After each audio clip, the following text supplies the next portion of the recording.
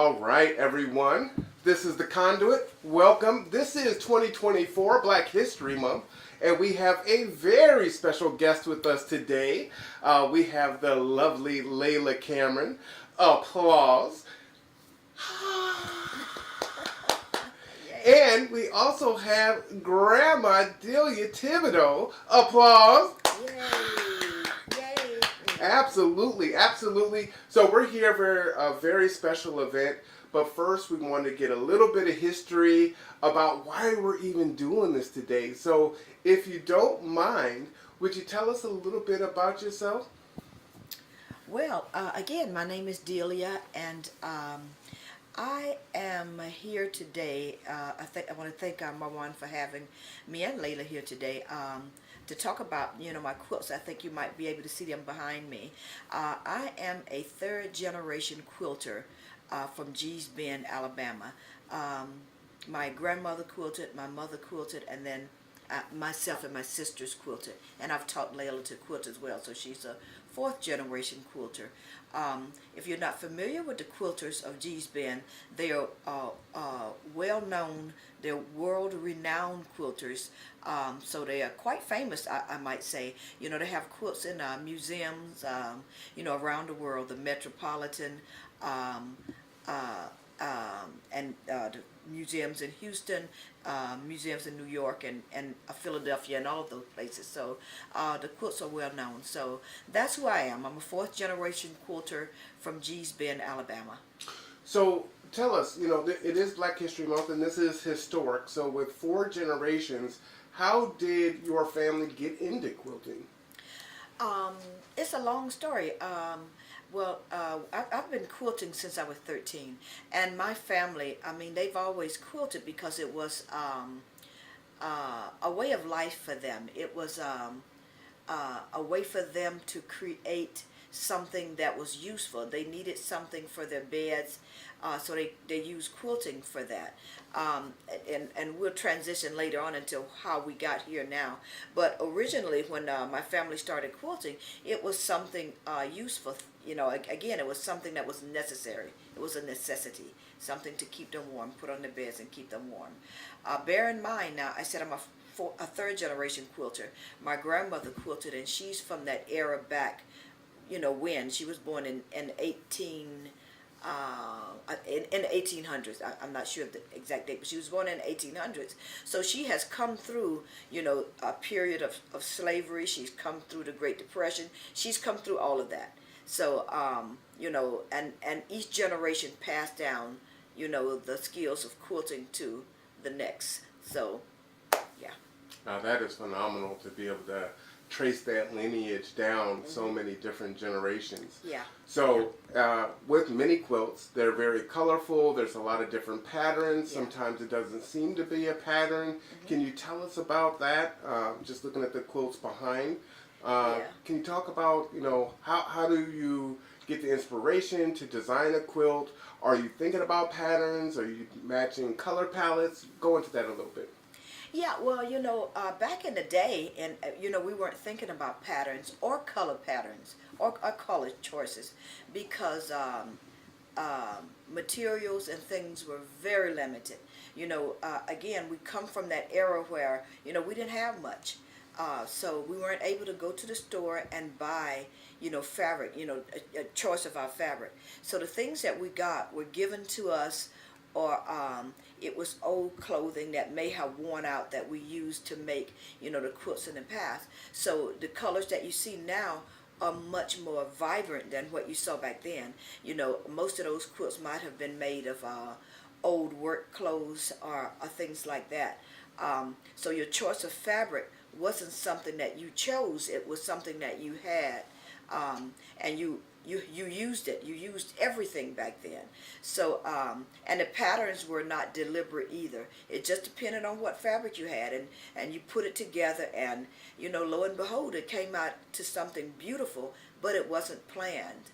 So because we were making a quilt for warmth, not for the artistic value that they have today. So old clothing.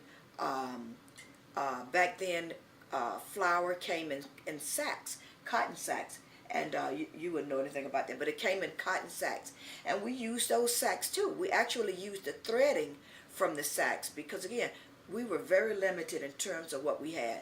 We weren't able to go to the store and buy thread, different color threads or needles, and have 2, 3 pairs of scissors. We had a pair of scissors most times, a needle, a thimble. So things were very limited back then, but through that, those women were able to create something that lasted so long and then caught the eye of, an art critic who, again, propelled the G's Bend Quilters into the fame that they have today. So, yeah, started simple, then, with the blessing of God, it turned into something, that it is today, something really beautiful. Well, that's fantastic. Well, let me ask the lovely Layla.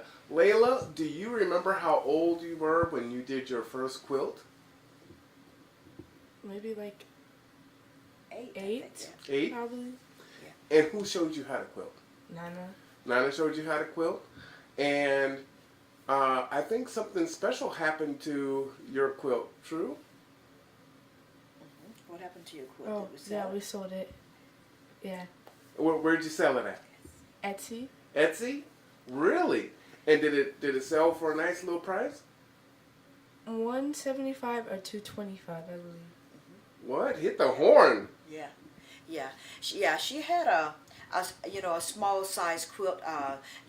Quilts come in different sizes. You have a king size, queen size, sort of like your bedding. It matches the bedding.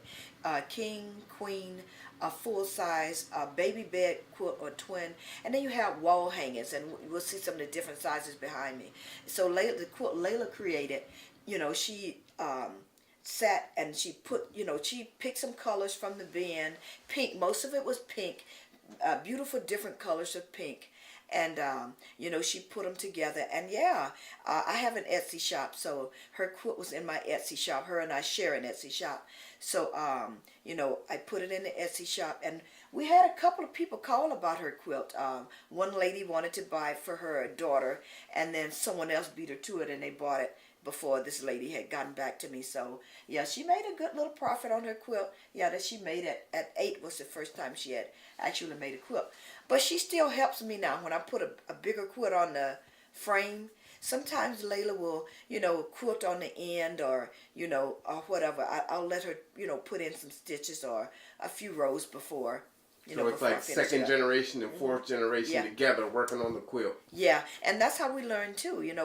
With my mom, we would be on the ends of the quilts and we would quilt a little bit on the end, or we would thread her needle or whatever. We always played underneath the quilt, or we were right there because there were 10 of us and my mom had to keep an eye on us somehow.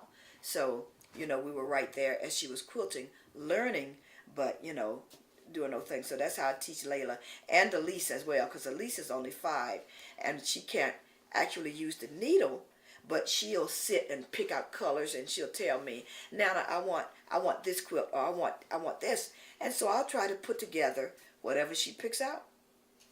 So I love it. So tell us your Etsy website so people can go and visit and purchase quilts there. Okay. My Etsy shop is, of course, it's etsy.com shop /reap what you sow nice. I love it. So when you were advertising the quilts, do you advertise that they're G's Ben's quilts? Yeah, on the Etsy website there is an authentication process in order to, to show that you're a G's Ben quilter. So anyone couldn't go on and develop that and say, oh, okay, I'm a G's Ben quilter. There's actually an authentication process that you go through. We work with a nonprofit, Nest. They work with us, and they've been working with us for a while. Not just us. Nest work with a lot of other African American communities, to help highlight their art and the artists who create the artwork. So they're good people to partner with. So they have worked with us to help us set up our Etsy shops. That's how how we got pretty much that that going. And but what we put in the shops, it's up to us. We run the shops. And again, Etsy is your own personal business, so you put things in there that you think people would like and that would sell. So you put stuff in, you upkeep it, and So let me ask you this, right? Folks, quilt all over the world. What makes G's Bend so special? Why is it so historic? I think there's a G's Bend festival for quilting. Am I correct? Yeah. Well, we've had two now. It's called Airing of the Quilts. So last year was our second Airing of the Quilts. Yeah, and it's pretty big. We have people that come, from all over the place. Last year, people that were there from England. So we have people that come from all over the place. And I get that question a lot about, what makes the G's Bend quilts special or different from other quilts. And it's not just the quilts itself.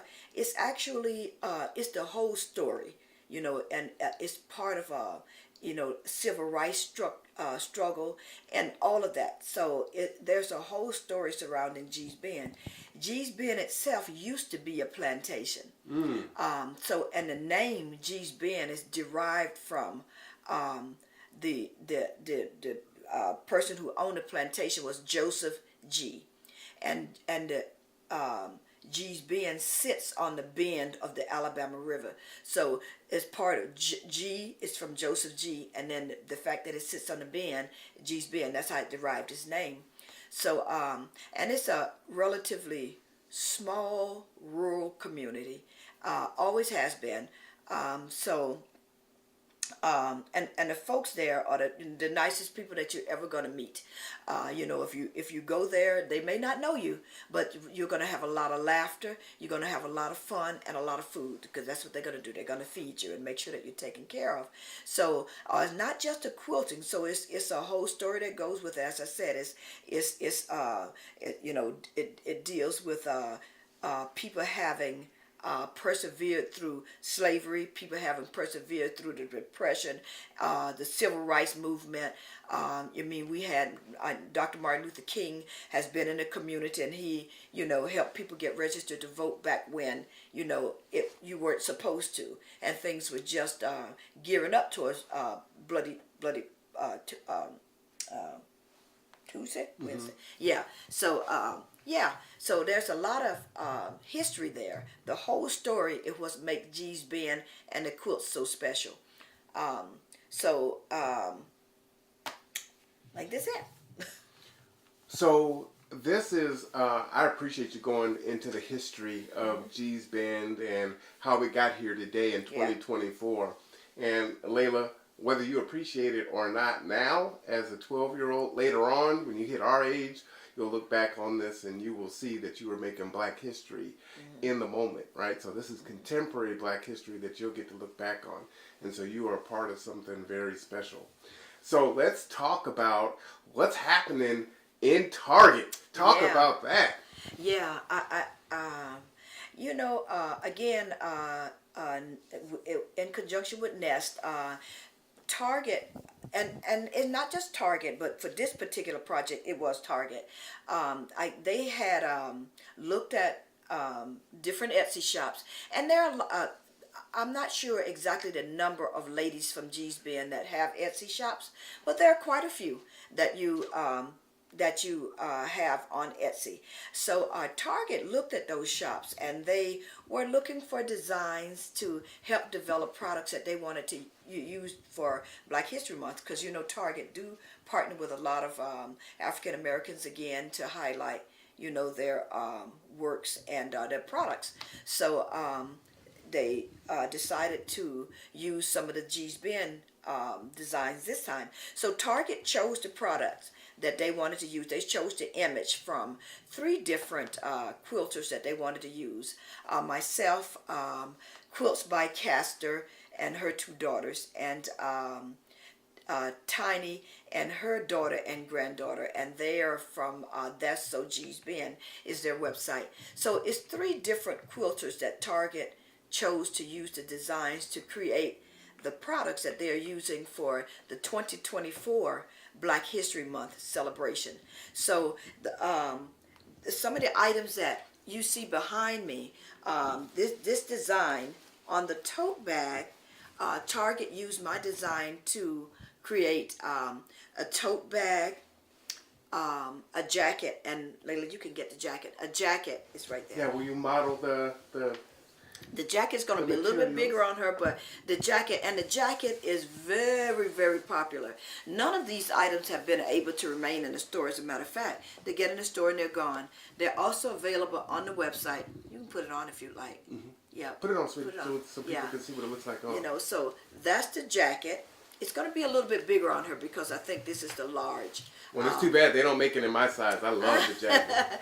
You know, yeah, so that's the jacket, and I'll show you the quilt image that they used to design this in a minute. So there's a jacket that they created. There's a tote that they created. You want to hold the tote while you got the jacket on? And I'll take these products out so I can use those too. There's a tote that they created. You can turn it Give us to a little show. Back up a little bit, sweetie, so I can get you in the image there. and turn it around the Ooh, other hey. side. Yep, go ahead. Just hold it normally. Yep, hold it down. Hold it down like you, yeah.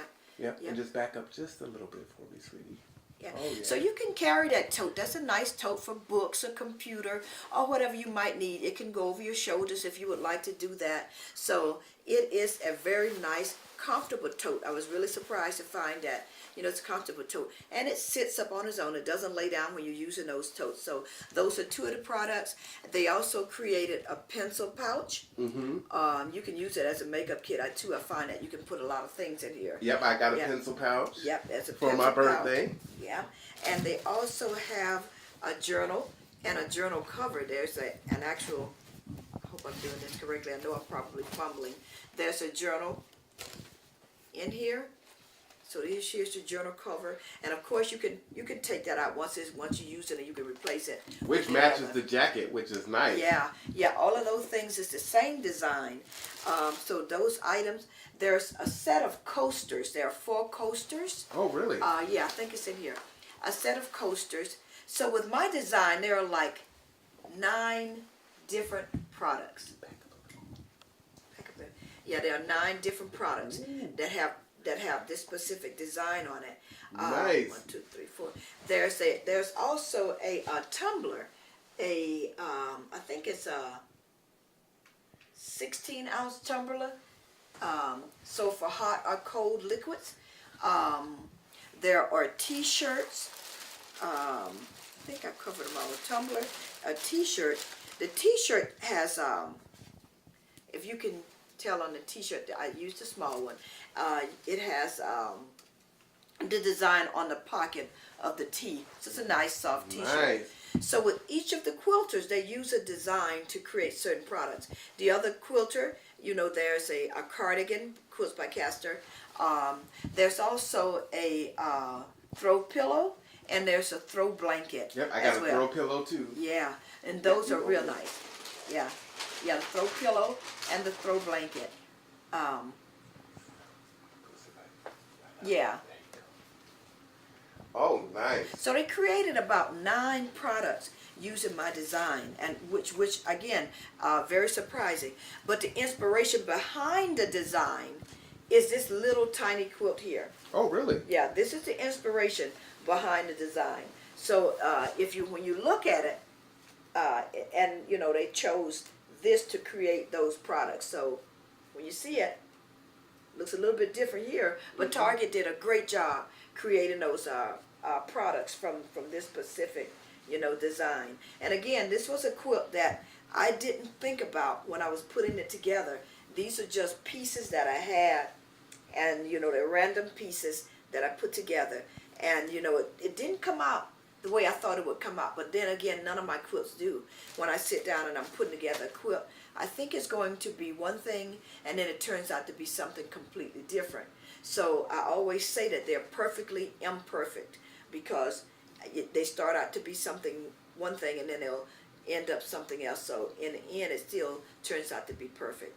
So when you're making the quilts, are you making them just you know, because it's fun to do? Are you thinking about something in mind, like there's a baby coming on the way, so I'm going to make a quilt for a newborn? Like, is there, you know, a directed purpose behind it, or it's just, you know, I'm gonna make a quilt and I'm just gonna pull these things in and it's gonna become what it becomes? It's a little bit of both.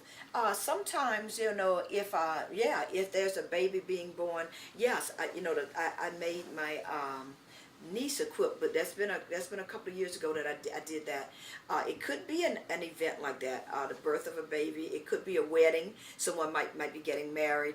Or it could be a birthday for somebody, for a birthday. Especially back in the day, you used to do that because, again, you didn't have money to buy a gift. So you might have made a quilt for that individual, for that special event. So now, if I'm making a quilt for something like that, yeah, I will definitely, you know, now I can choose colors that I like, you know, whereas I wouldn't have been able to do that before. I have a lot of fabric that I keep, and I rarely buy fabric. So I'll use everything. I don't like to throw anything in the trash. It can be the tiniest of piece sometimes. I think I'm not going to use it. I might put it in the trash and then I go back and get it before, you know, it really gets into the trash. So I'll bring it back and I'll use it. But other than that, I quilt because it is therapeutic for me. You know, it helps. It takes your mind off your pain. You know, if you're not feeling well, sometimes it takes your mind off of, you know, the thing that might be bothering you, and it helps me to relax. And my sister says the same thing when she's quilting. You know, it helps her to relax as well. And then sometimes people may ask, you know, if you would do a specific quilt that's for a commission. Mm-hmm. So if it's something like that, then the person might choose the colors they want, and they might choose something that they want me to do. So that's a little bit different than my own creativity in terms of, you know, making a quilt. So can they message you on Etsy if someone wanted to do that and have you commission a quilt? Yeah, yeah, they can message me on Etsy. Sometimes, you know, if they have my business card, they have my Gmail address. They can also send me, you know, a Gmail, and I'll respond to it that way. But normally, you know, Etsy is they've been pretty good. I get a lot of responses from Etsy. Good. All right. So, Layla, what about you? When you were making your quilts, what was your motivation for making the quilts? I just wanted to see how hard it was. Did you think it was hard? It took a long time. Like, a while to make, because you have to sew the pieces together. And then there's like a piece of cotton that you have to put in the middle. And then you have to make each of the individual rows, and it took a long time to make. But you were able to see it through and make your quilt. I poked my finger a lot of times, so. You poke your finger a I lot? poked my finger a lot. Do you wear thimbles, or do you just get used to it? No, I didn't wear them because they felt weird on my fingers, and it was hard to sew with it. So I just poked my finger. Yeah. Oh. It takes some time getting used to the thimble. So when you're younger, like she is, it takes time to, you know, get used to the thimble on your and how to use it. So for her, you know, she's still in that learning process of quilting. So and even for me, I'm an experienced quilter, but I still stick my fingers. When I do a big quilt, it takes about a month, 2 months for your fingertips to heal, because you're sticking it a lot of times, you know, pushing the needle, you know, up and down. You're sticking your finger quite a bit. So at the end of that quilt, your fingertips are kind of sore, and it takes a while for them to heal when you've made a big quilt. A smaller one like this doesn't matter. You know, you don't have that problem because you're using a different type frame. This would be in a hoop rather than on a frame. So, and Layla was explaining how, you know, the different parts of a quilt. There are different parts of a quilt. There's a topping, which is this pretty part you see here. That's the topping. That's the first part of the quilt when you're quilting. Once you get the topping made, that's the first part. But you're not done yet. You're just not beginning, you know. So now you have to decide, well, what am I going to put in between? There are 3 layers to the quilt: the topping, the middle piece, which is the batting, and then the back part, which is the lining or the backing. So you got to choose what you want to put in the quilt, and then what's the backing to the quilt. They're not all, you know, this color. This is you know, a muslin backing.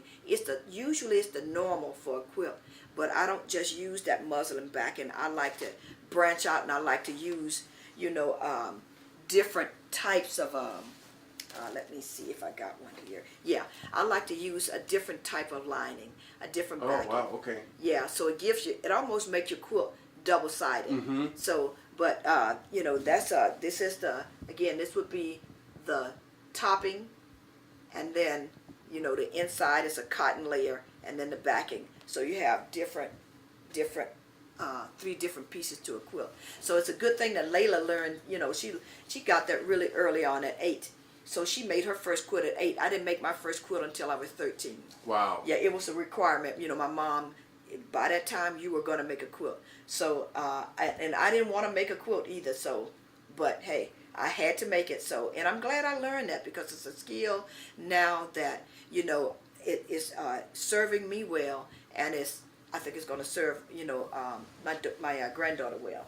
Now there is a quilt out there that Tiffany made, who is in the middle of these generations, that was made for my dad, and he loved watermelons. Yeah. And it's a 2-sided quilt, and it's got seeds, and it's green, red, and black. And Yep. it was a king-size quilt. Yes, it for is. a bed. Yep. And I don't know where that quilt is. I know exactly where it's at. Oh, you do? I sent it to Alabama. It's in Alabama right now. Yeah. Is it hanging up? No, it's probably folded now, because it was there when we went last summer. Yeah. That is a historic piece. Yeah, yep. It was. I remember working on that. I came up from San Francisco one weekend, and she had it in the frame, and she wasn't going to be able to finish it. So me and her sat down that weekend, and we quilted all weekend, and we got that quilt out. It was a big job. It was a big job, because it takes quite a few days to finish a king size quilt, and we did it in that weekend. But it was 2 of us working together. Oh, he loved that quilt.